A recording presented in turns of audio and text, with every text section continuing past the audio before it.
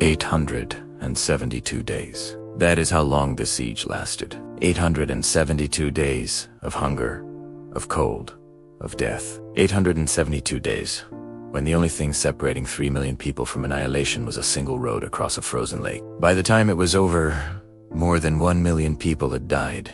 Not from bullets, not from bombs, from starvation, from cold, from the complete and total collapse of everything that makes a human life possible. They died in their apartments, alone, with no one to hold their hand. They died on the streets, falling face first into the snow, frozen solid before anyone could help. They died at their workbenches, still clutching the tools they used to make ammunition for the front. They died standing in line for bread, the bread just inches away, the bread they would never taste. And one of them was an 11-year-old girl named Tanya. She did not die in the siege.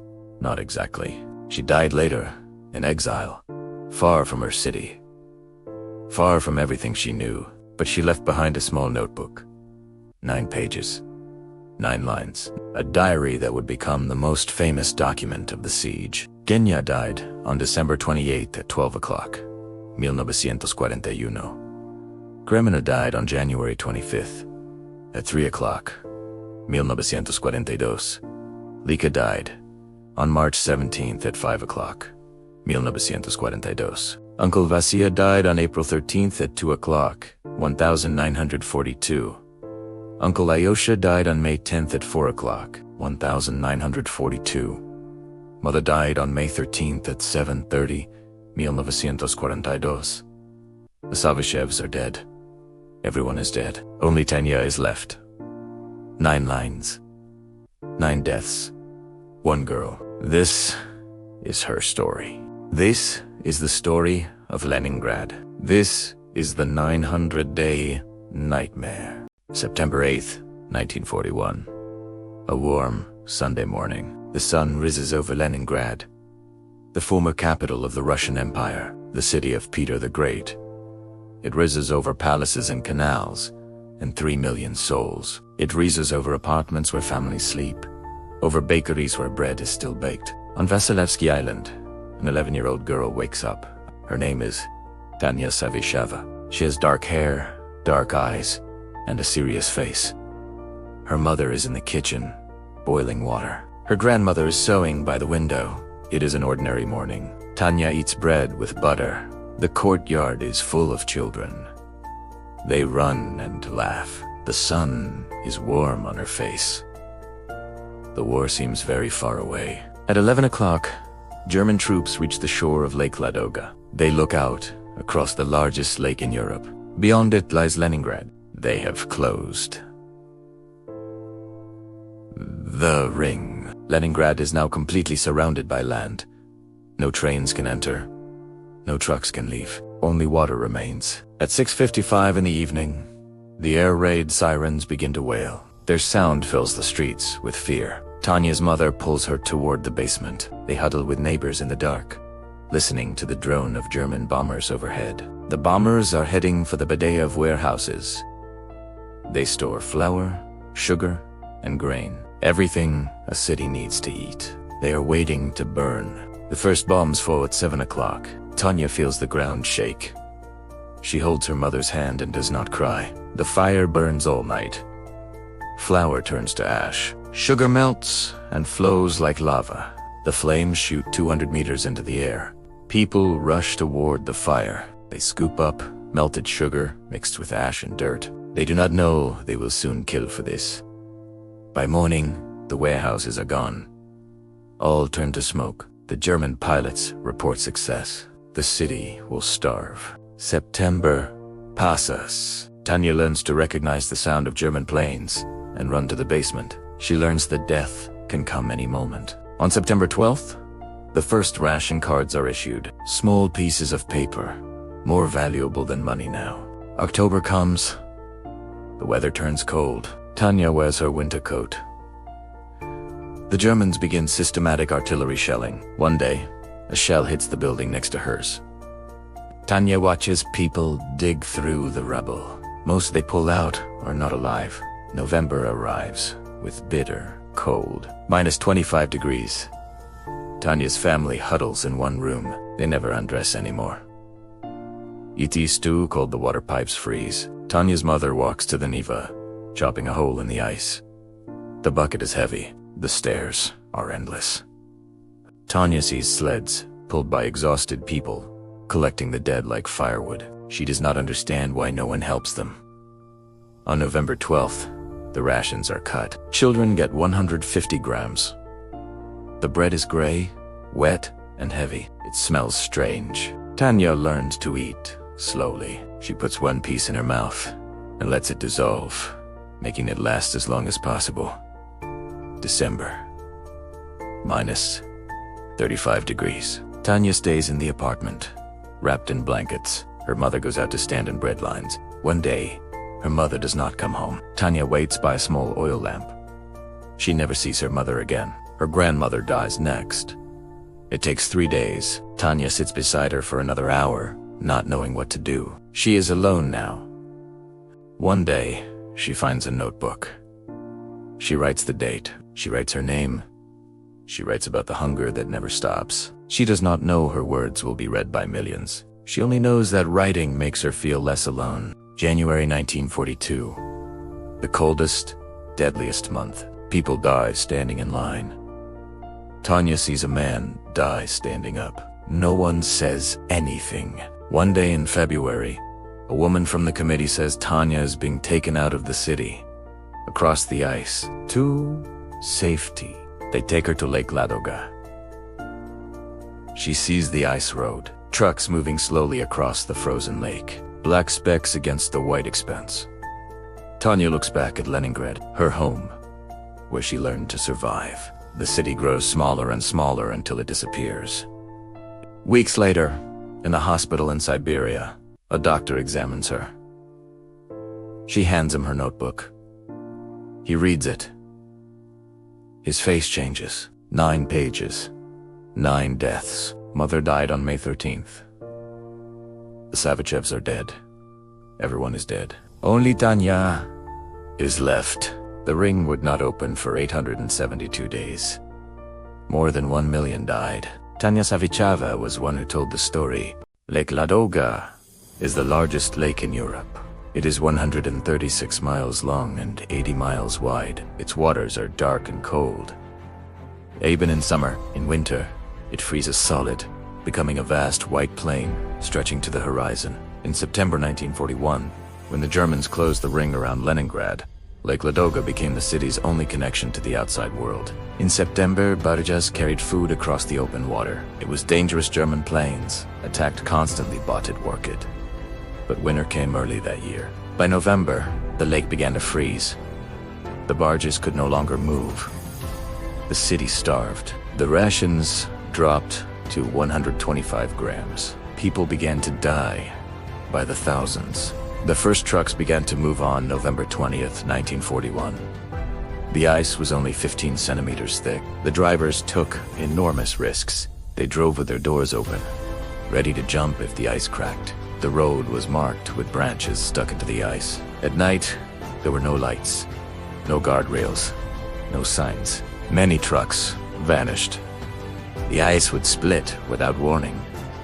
The truck would plunge into the freezing water below. The road was called the Road of Life.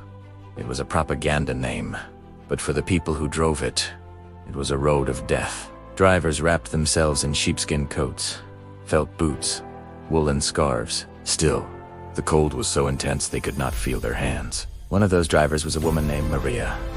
She was 22 years old, a former student. One night, her truck hit a crack. The ice tilted beneath her. The truck started to sink. She opened the door and jumped. 2 hours later, she was driving again. She had no time to rest. The city needed flour. The Germans bombed the road constantly. Stuka dive bombers appeared over the lake, dropping bombs on the moving trucks.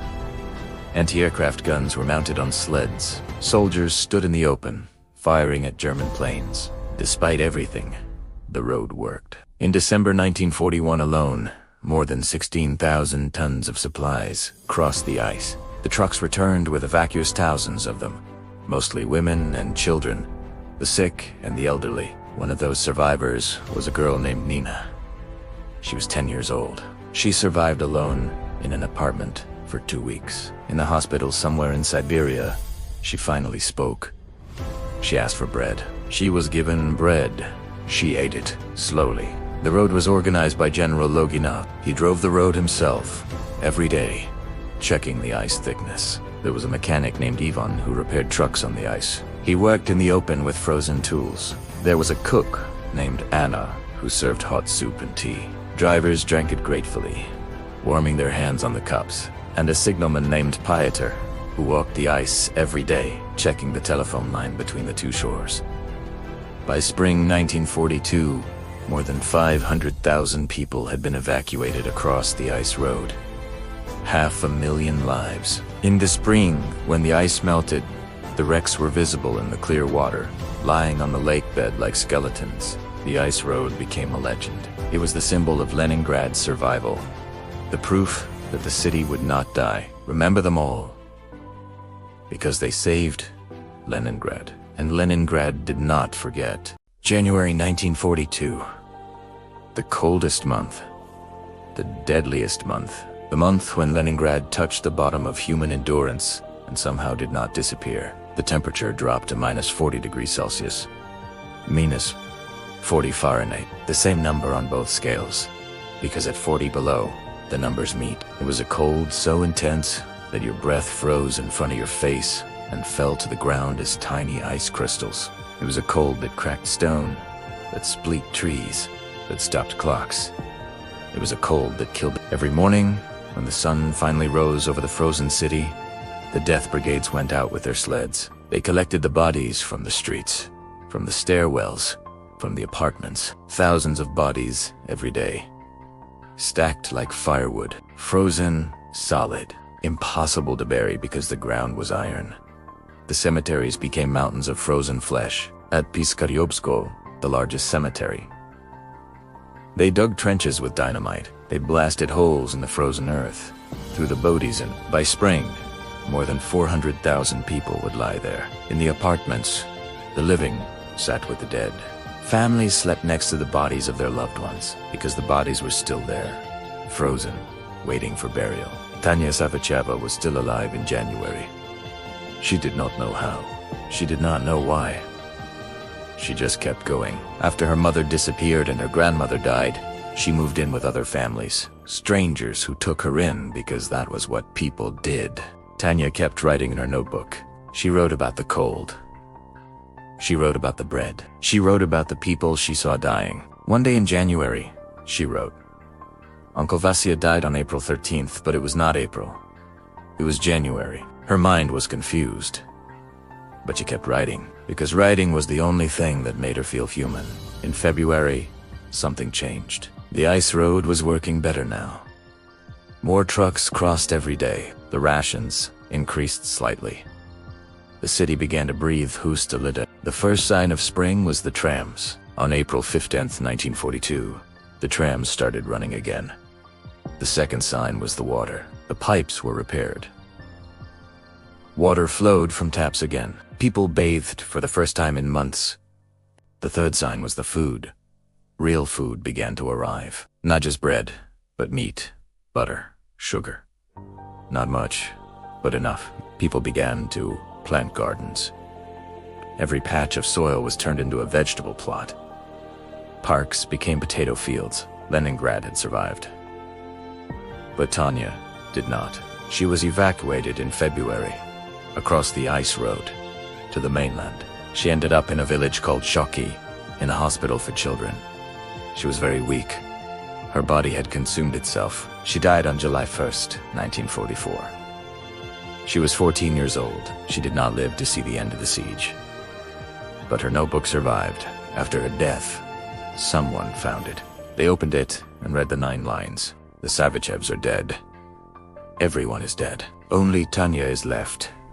9 lines. 9 deaths. 1 girl. The siege ended on January 27th, 1944. Soviet troops finally pushed the Germans back. The city was free. By then, more than 1 million people had died. The survivors came out of their cellars, out of the darkness. They looked at the sun. Today, if you go to St. Petersburg, you can visit the Piskaryovsko Memorial Cemetery. You will see row after row of mass graves. You will see the statue of the motherland, a woman with a wreath, grieving for her children, and you will hear music. The people of Leningrad endured. They endured the hunger, the cold, the death of everyone they loved. And when it was over, they rebuilt. That is the story of Tanya Sabit. She did not know that her words would outlive her. She only knew that she had to write, because in the end, that is what matters. Leningrad survived, and so did we. And so did we.